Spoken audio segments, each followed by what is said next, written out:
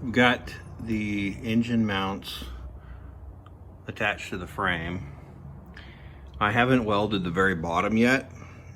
I'll do that after I take this wood out there and I can crawl underneath and weld, but that's a plenty for what I need to do.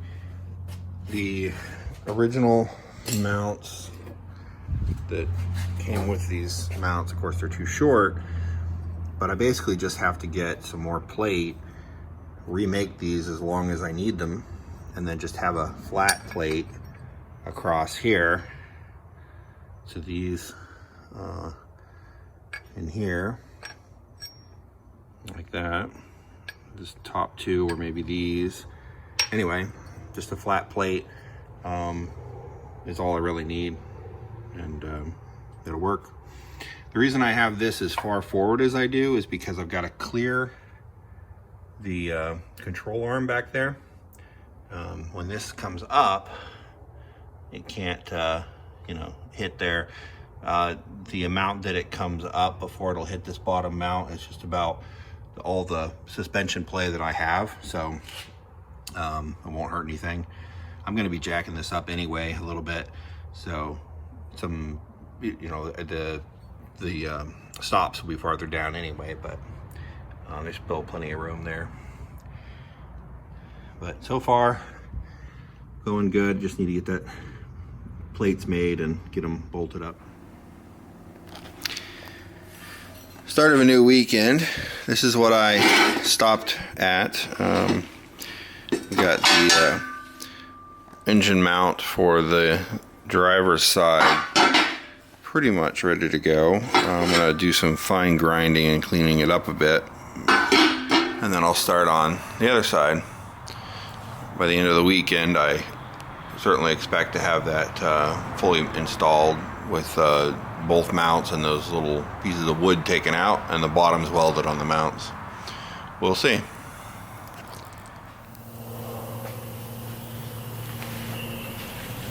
Alright, I've got the other mount temporarily put there so that I know that and it's mounted in place, and then I've got the engine jacked up about a ½ an inch higher than where I actually want it, because I know it's going to settle just a little bit.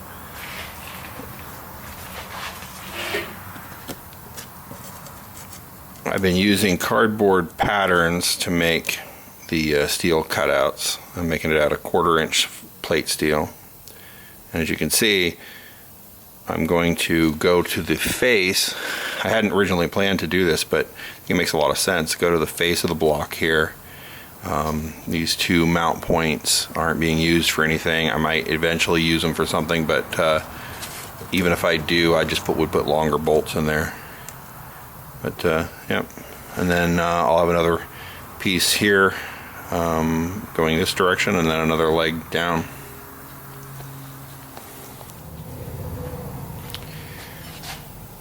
Now I've got this created in metal, and then I'm going to do the back side. So I'll anchor along here and then attach to here, and then I have another piece that'll have to go over here.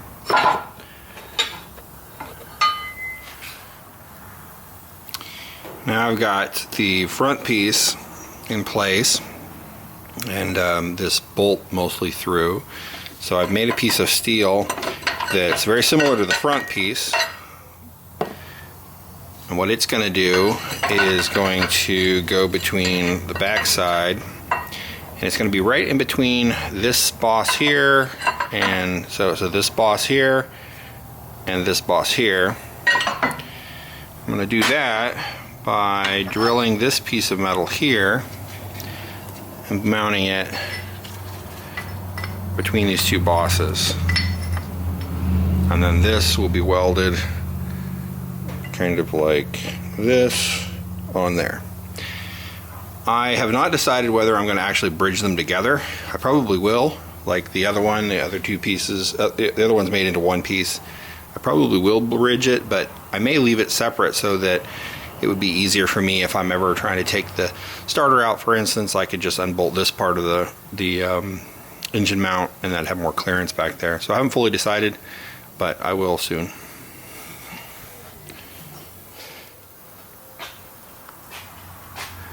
Well, as you can see, this has now been bolted in place.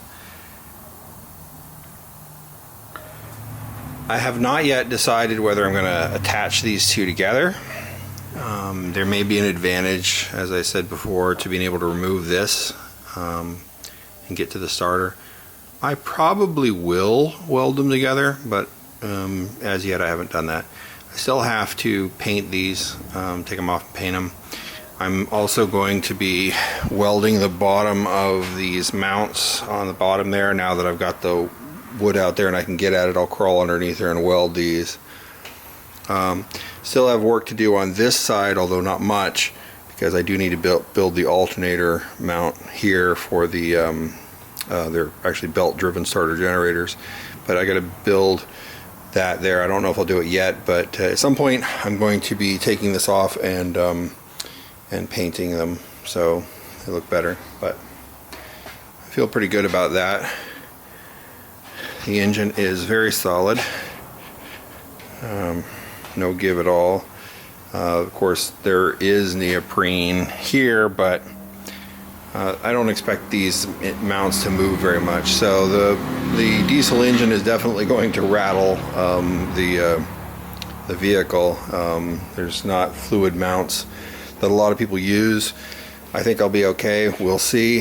If worse comes to worse and I end up having to go to fluid mounts, then I'll deal with it, but so far I'm happy with this. Now, something that most of the time people use these mounts where this piece goes on the engine. I was originally planning on doing that, but the advantage here is I can actually remove the mount from the frame and the engine mount here, so I could actually go all the way from here all the way to the engine and remove all of that if I ever needed to get in there and work.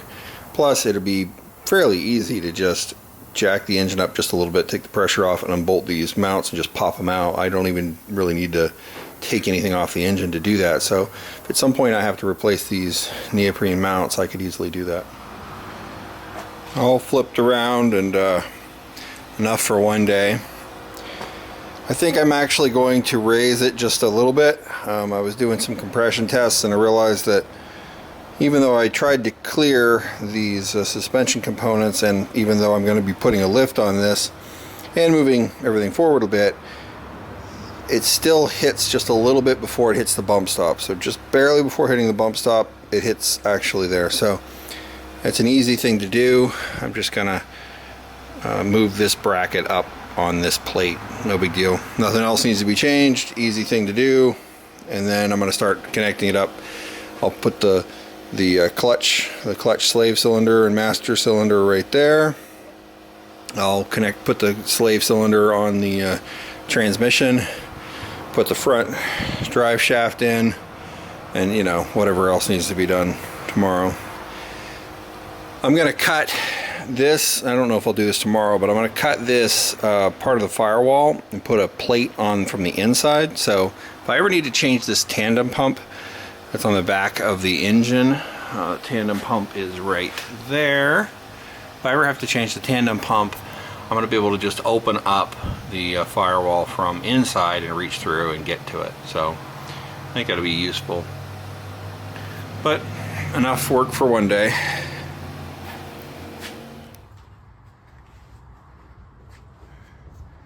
So I raised the engine up a little bit. Now the suspension hits the bump stops before it touches there. And now I'm going to start tinkering around with the rest of the stuff, but that's probably enough for this video. Feels good to have the engine fully mounted in place. Now I can go ahead and start, you know, finishing up, put the grill back on, get the intercooler set up, get the coolant lines in, run the oil lines, start connecting the power, and start getting ready to go ahead and start up.